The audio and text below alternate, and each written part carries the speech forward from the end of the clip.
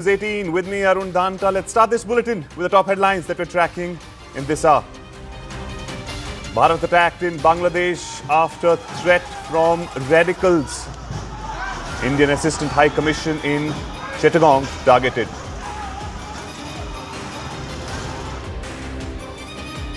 Bangladesh descends into widespread protests, arson and vandalism, but Muhammad Yunus pays lip service.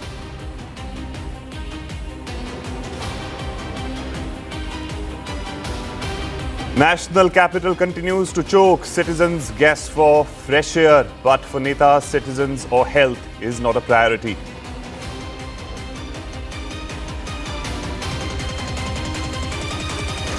Samajwadi Party MP R.K. Chaudhary Stokes Rao says Hindu cremations, Holika Dahan are also reasons for pollution. BJP hits back.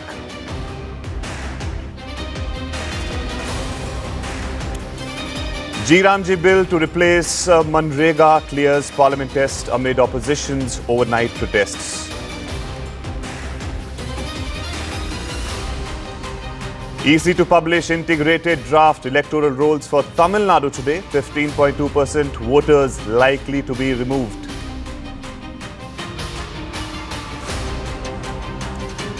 Lalit Modi hosts party for Vijay Mallya's 70th birthday in London, which will show how fugitives are having a good time at your cost and poking a snook at agencies.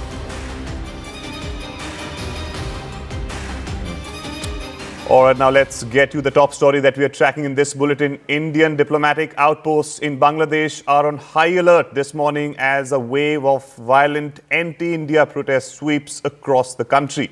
Overnight developments in Bangladesh have caused deep unease.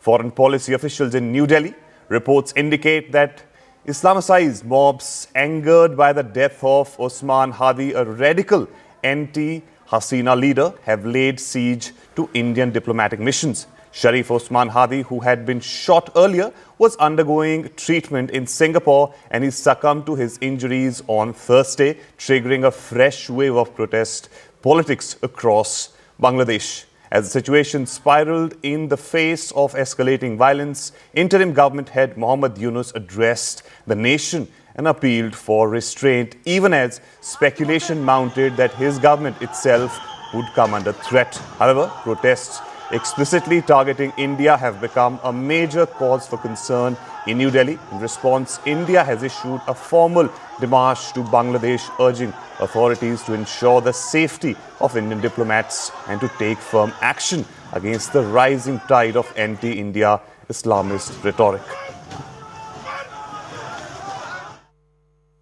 আইনশৃঙ্খলা রক্ষাকারী বাহিনী ও সংশ্লিষ্ট সংস্থাগুলোকে পেশাদারিত্বের সঙ্গে তদন্ত কার্যক্রম পরিচালনা করে সুযোগ দিন। রাষ্ট্র আইনের শাসন প্রতিষ্ঠায় সম্পূর্ণরূপে প্রতিশ্রুতিবদ্ধ। আমি আবারও স্পষ্টভাবে বলতে চাই, ওসমান হাদি ছিলেন পরাজিত শক্তি ফ্যাসিস্ট সন্ত্রাসীদের শত্রু। তার কণ্ঠ স্তব্ধ করে বিপ্লবীদের ভয় দেখানোর অপচেষ্টা সম্পূর্ণভাবে ব্যর্থ করে দেন। ভয়, সন্ত্রাস কিংবা রক্তপাতের মাধ্যমে এদেশের গণতান্ত্রিক অগ্রযাত্রা কেউ থামাতে পারবে না। আমরা এখন গণতান্ত্রিক উত্তরণের চূড়ান্ত পর্যায়ে উপনীত হয়েছি। শহীদ হাদি ছিলেন এই প্রক্রিয়ার অবিচ্ছেদ্য অংশ। তার একান্ত ইচ্ছা ছিল আসন্ন নির্বাচনে প্রতিদ্বন্দ্বিতা করে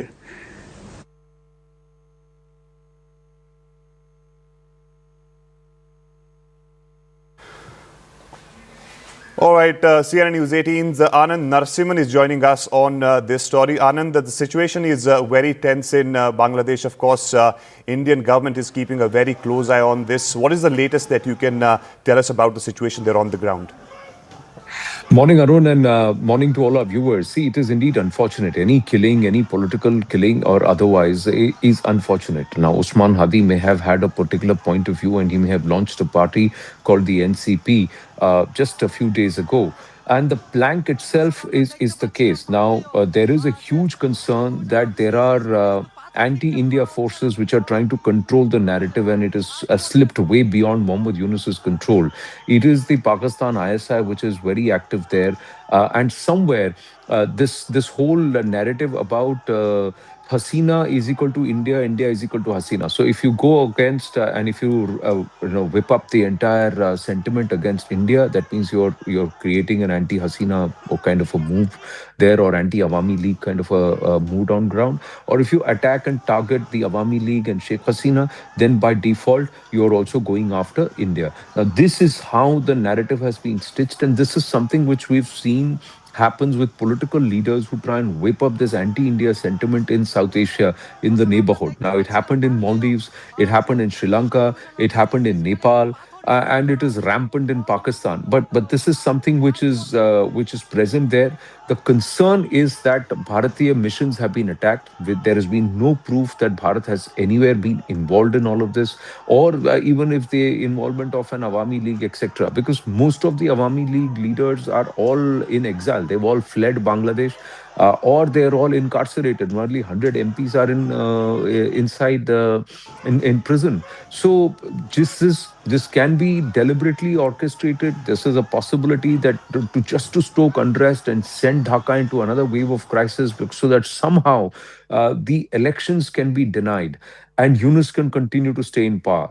There are rumors that maybe Muhammad Yunus's time is up and he may be overthrown and the radicals might just take over. But the army is quietly watching. The army is deployed. It's going to try and maintain peace. The elections are scheduled in February.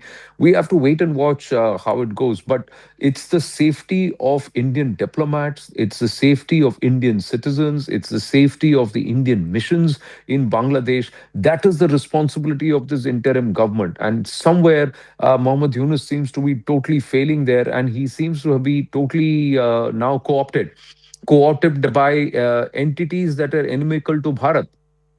Let's try and go across to our guest this morning. Sushant Sareen, Smriti Patnaik, Mohsin Ali, freedom fighter of the Liberation War, is with us this morning. My namaste and Jai Hind. Good morning to all of you. Thank you for your time. We are also joined by other guests. Subir Bhaumik is also with us. My namaste to everybody. Thank you for your time. Mohsin Ali ji, last evening we had a conversation. You were with us on the channel on the right stand, and you said that this Yes. is a concern. What is happening is a huge concern. What is your assessment? What do you think is happening on the grounds? And who could have neutralized or killed Usman Hadi? They took him to Singapore overnight, trying to save him, but he's not.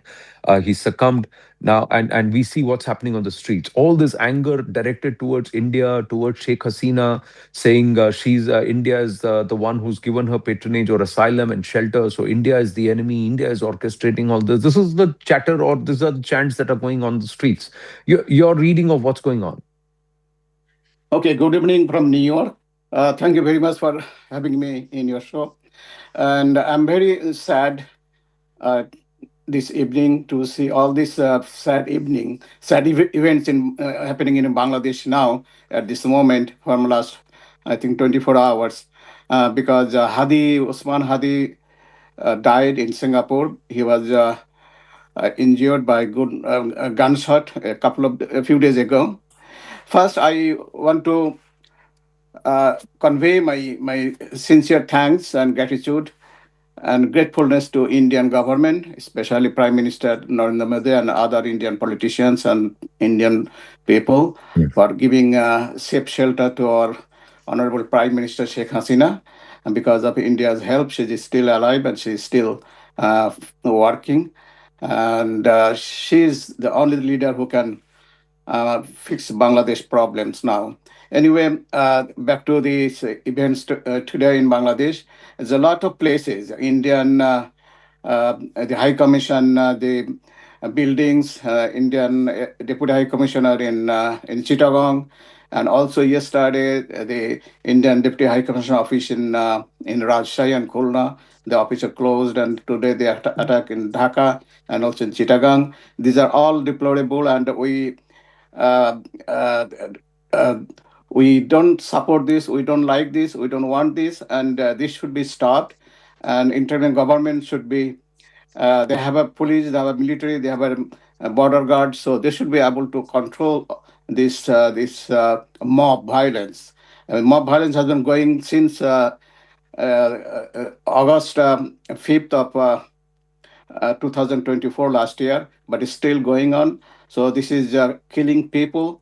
Almost more than 500 Army League workers have been killed in last 1.5 years on the street, at home, and also hundreds of houses are burned, including the our symbol of liberation, Dhanmondi 32 house, that Bangabandhu Museum, that was several times that was broken and burned. Today, the Daily Star office was burned, and in Bengali newspaper Daily Pratham Alo, their office was vandalized and burned. So all these things are going on, and we know and we believe that all these events have been orchestrated by this interim government and by Jamaat Islami, because interim government doesn't want the election. They declared the election, they scheduled the election because of the foreign powers pressures, and also because of the people's will, but they're creating the situation and blaming that situation. They want to either reschedule or postpone the election for a long time or unlimited time. That's the main issue. Because Sharif Osman Hadi was killed by their own people. It's not killed by Awami League, it's not killed by Indian agent or anybody. The Awami League is not there. It's their field, it's a one team playing field. So there are no opposition. BNP, Jamaat, the NCP, all are same. All are the feathers of same wing. So they cannot blame Awami League, they cannot blame India. So this militants, they are organizing. So all these people are the militants. They are not ordinary people. They are not common people. Right. These are the trained, politically motivated militants who are creating this disturbance, anarchies, just to prove that the situation is bad, and so election cannot be held. This draws a parallel with the killings that happened during the student-led protests also last August, because the investigations revealed that the rifle and the bore that was used was military grade. So, it was not something, and it was done deliberately to try and fuel the unrest a little further, and a large part of it then later on was revealed to be orchestrated. Although Mohammed Yunus, quashed all judicial probe on this on these matters, even though the investigations were proceeding in a particular direction. Mohsin Ali ji, please stay on before we go to our other guests. We've got more updates coming through. News just coming in. CNN News18 has accessed an intelligence report indicating escalating violence in Bangladesh just ahead of the pre-election uncertainty. Now, critics blame the Yunus-led interim government for weak control, suggesting that unrest is being used to argue that elections are unsafe while radical elements gain influence. So somewhere to further Islamism, this anti-Hasina, anti-Bharat sentiment is being fueled. And the ISI right now is headquartered in Dhaka within the offices of Mohammed Yunus. So is it all being orchestrated by them? Is it being done deliberately to deny Bangladesh elections and to ensure that this entire interim vyavastha, where the radicals operate from the shadows, continues? Akanksha joins us with more details. Yes, Akanksha. Right. So input shared by Manoj Gupta, Security Affairs Editor, Anand highlight that this is, of course, to create conditions to argue that elections are unsafe while radical elements gain more clout. There is, of course, much uncertainty surrounding the February election. Remember, it is on that very day that Bangladesh will also witness its July Charter referendum, which the critics of the Yunus regime believe will also be a direct ploy to bring the extremists back to power, or the caliphate regime to take over. And as our honorable guest was also highlighting, you already have the BNP, the NCP, they are all radicals. So in Dhaka, the anti-India sentiment is being amplified, which is part of the larger game plan of Yunus. It also includes the armed forces, which, by the way, are quite notorious for their coups, their counter-coups, corruption charges. So will the army take over is also one possibility that cannot be denied. But in the intel report that we have, in fact, received is that the killing of youth protest leader Sharif Usman Hadi on 18th of December has, of course, worked as a catalyst. But as many from Bangladesh themselves will tell you, that it is also the hand of several hardliners, which is believed, but the blame is now being shifted to India. And right now, coordinated protests, as you can see, are taking place across Dhaka, Chattogram, Khulna, Rajshahi. They are turning violent rapidly. What's more shocking is that media houses have been burnt down. So in a country where the media is not safe, their publishing houses are not safe, the high commissions are not safe, the diplomats, the expats are not safe. It only goes on to say that the Yunus regime has miserably failed. Effigy burning, slogans and diplomatic targeting has already indicated this deliberate attempt to attack India. Police has remained inactive since August of 2024. Right. Thank you, Akanksha. Thank you for that update. Manoj Kumar Gupta getting us more details, and we'll try and put that out in the course of the broadcast. Smriti Patnaik, research fellow, MP ITSA, is with us. Smriti ji, good morning. You spoke about the fact that this bashing Hasina or bashing India is being used interchangeably. Subirda, coming to you after this, and then Sushant coming to you too. Yes, Smriti ji.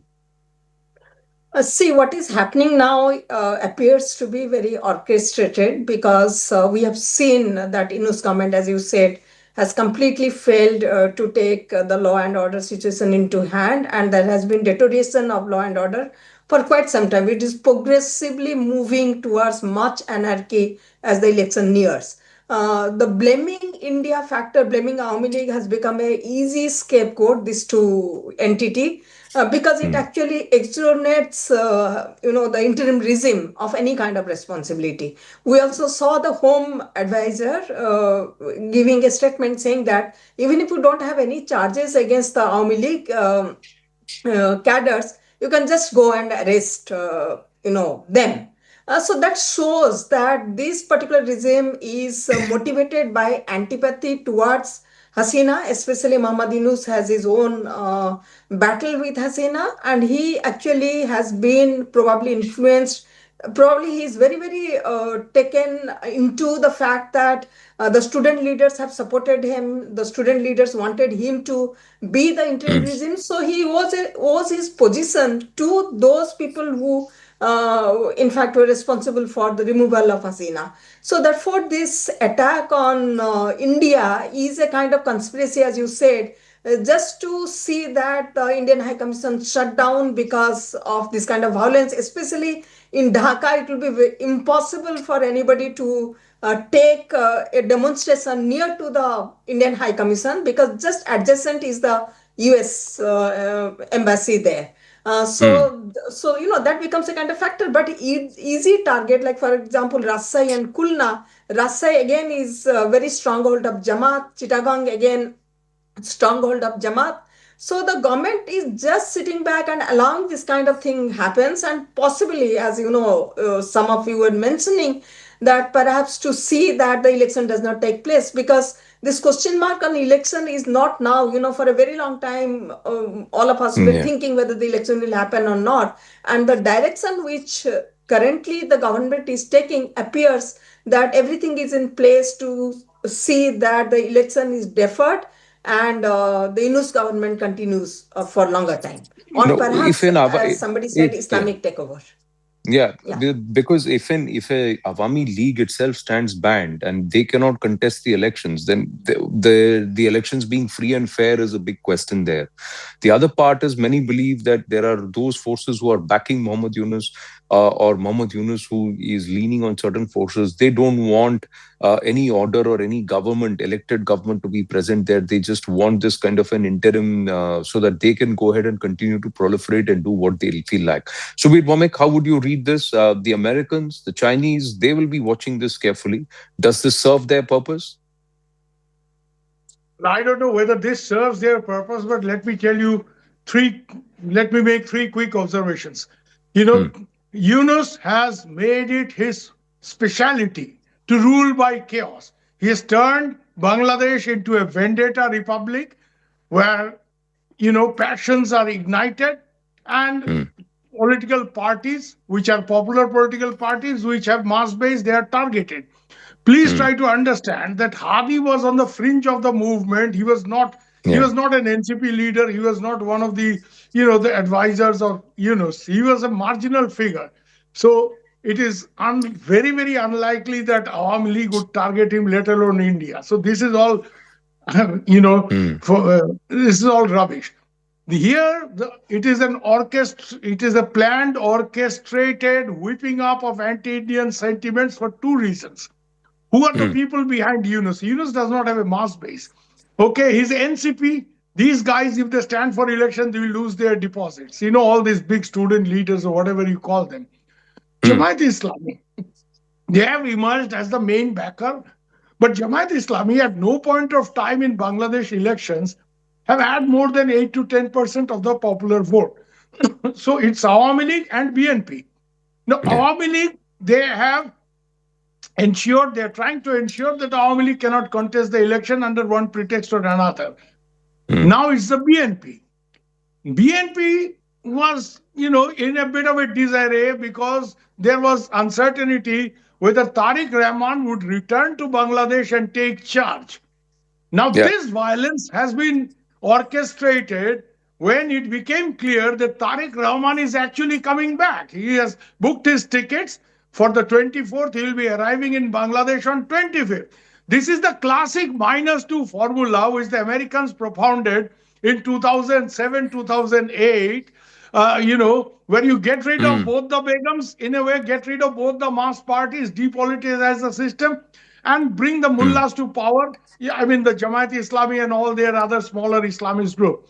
Now these Right. fellows, they are trying to create a reign of terror ahead of Tariq Rahman's return. Marginalized Awami League already they have done, and they have put a Mm. lot of pressure on India by announcing the death penalty for Sheikh Hasina. Now putting India under pressure, send her back, extradite her. We have an extradition treaty, etc. And this Right. targeted violence against Indian missions, which is a clear violation of Vienna Convention and every other, norm of international law, that the army and the police are sitting there. An Yeah. Hindu fellow in Mymensingh, Bhaluka, was hanged and roasted as if you do a barbecue. All this Yeah. violence is planned and targeted, partly against minorities, partly against Awami League, partly against secular elements, bloggers. People have been fleeing Bangladesh, they're entering India, these liberal elements. Mm. I'm not just talking of, the other day, one of my very dear sisters, she was the top, actress. She has to Ji. run into India because she was targeted, she was attacked. So what I'm trying to say is, Yunus has developed, if there was a Nobel Prize for something like this, meticulous design, prize in design, Mm. Yunus should get this prize because he himself said that last year's agitation was not spontaneous, it was something done by meticulous design. Yunus has Right. become a master of meticulous design. And the very important element in his meticulous design is chaos and vendetta. These are the Right. two critical elements. So create a chaos and let all these troublemakers fish in troubled So, so, waters. so, so Because if you're there are saying, normal political discourse, normal political campaigning, normal political elections, then Yunus and his Islamist backers just stand no chance. The Jamaat right? So Islami, the so rather than NCP, sorry? so you're saying, so rather than the Nobel Prize for Peace, he should be awarded the Nobel for meticulous chaos. No, That's Anand, let me make it clear. He did not, he is projected as a very big economist. He did not get the Nobel Prize for economics like Amartya Sen got or Abhishek Banerjee. yeah. He got it for peace. Now, let me ask our viewers, what kind of peacemaking has Yunus done where in the world? Can you show me Well, one that conflict zone that where was he has gone and done some mediation? So he's a fraud. He's a yeah. five-star fraud. He's This he's whole been microcredit was a Chittagong University project which he yes. hijacked and he has Yeah. made it his own. Two things Correct. Yunus is very good at. He's good at networking, so he knows कि कौन सा गोरा के पैर पकड़ने से क्या हो सकता है, which अंग्रेज to manage where. So Clinton Right. साहब को fit कर लो, So he's a fraud, and he's very good at business. So he has made a lot of money. Grameen Bank, and we all know what kind of a business Grameen Bank has been running now. Grameen Telecom. So he's Right. good in business. He's good at networking, but he's not no economist. Okay, he would have got a Nobel Prize Right. in economics if he was one. He did not get. And peace, what kind of peacemaking he has done? So he is a Correct. man who has been built up by the American deep state. And now our janabs in Pakistan and our Well, we've done janabs a in Turkey. The Turkish Subirji, yeah, there is a detailed Yunus Files expose that's been done by somebody who's a former Bangladesh intelligence officer who exposes this entire Polash. I know him. He is my Polash, brother. yeah, Aminul Polash. So we had a chat with him, and he's done that here on CNN News 18. We'll put that out also. But Sushant Sareen, from the immediate concern for Bharat, because Sheikh Hasina has thanked Bharat even in the latest interview with the written interview with News 18. She's thanked Bharat for its patience. But we also seem to be need to be seen doing something to ensure that Bangladesh comes back onto the democratic platform or comes back into the democratic fold. Anand, you're right. And unfortunately, we haven't been doing anything so far. Even kind of response, the verbal response from India has been pretty, typical diplomatic demarches and stuff like that. Look, the bottom line is that the the regime in Bangladesh needs to be told in stark terms, and this includes the army, this includes everybody, that if any harm comes to any Indian diplomat or any Indian mission, there will be horrible consequences for Bangladesh, for Yunus in person, and people in this regime. They will be hunted down, they will be targeted, they will not be spared. And there will be horrible consequences that we will visited on Bangladesh, because if you don't do it, it means that there is complete impunity to these thugs who are on the streets, who are pretending that this is a revolution, that like this idiot Yunus said, that a new Bangladesh will be made. Yeah, you want to burn down the whole country to build a new country? You got to be out of your mind, right? I don't think there is an attempt for an Islamic takeover. I think the Islamic takeover has already happened. And all the data that Subirda and my friend Smriti have given about the popularity or lack of it of the Islamists, the fact of the matter remains that Islamists, regardless of whether they are dressed up in छोटे भाई की salwar and बड़े भाई का kurta or in Western clothes, regardless of that, whether they are Jamatiyas on the face of it or they are not, internally they are, they have a beard inside their stomach, regardless of all of that, the fact of the matter remains Islamists are not in it for a popularity contest. They are in this for a power grab. And when it comes to that, which is why whether you had a 5%, 8%, 10% support base, it doesn't matter.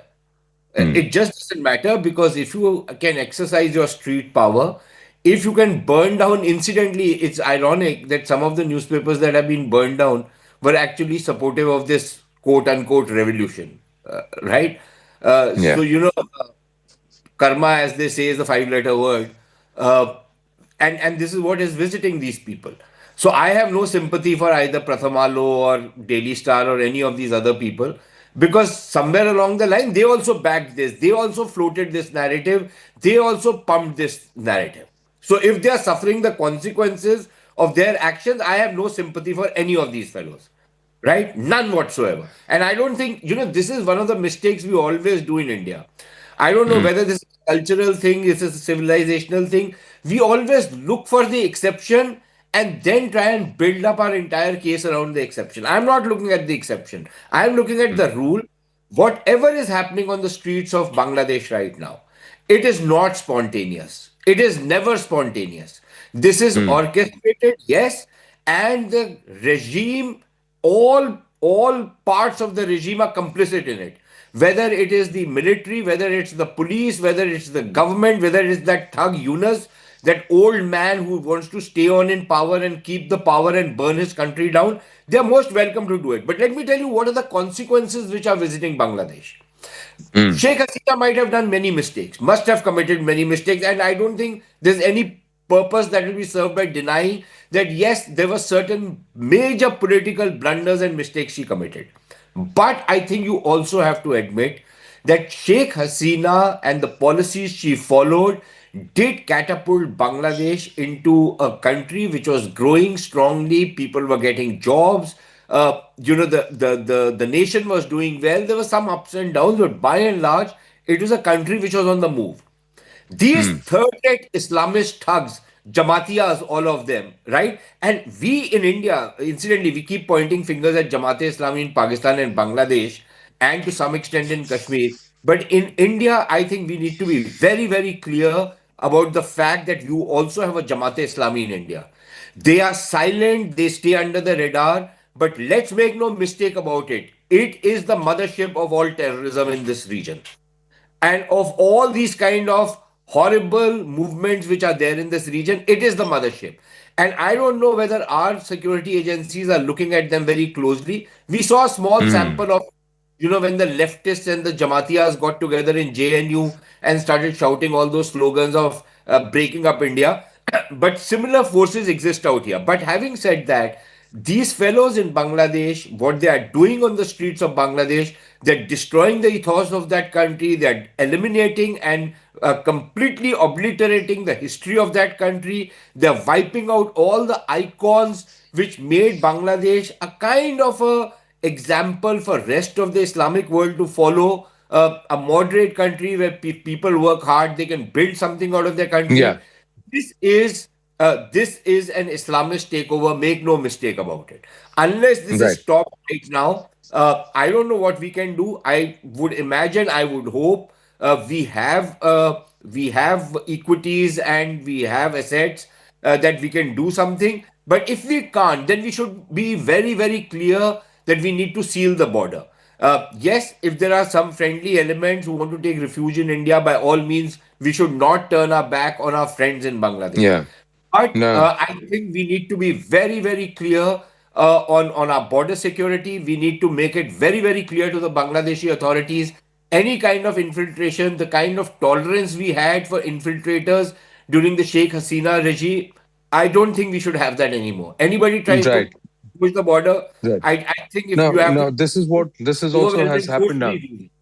True. Shubir Momik has just said 80 kilometers from Dhaka and Bhaluka in Memon Singh, a group of people have beaten up a Hindu youth and they've actually roasted him. They tied him to a tree and set it on fire. Those images are all over the place, yeah. Yeah. Anand. So yeah. No. I'm just saying. So this is if this is the kind of hate that is being perpetrated on ground, then this is a free run for radicals. Dr.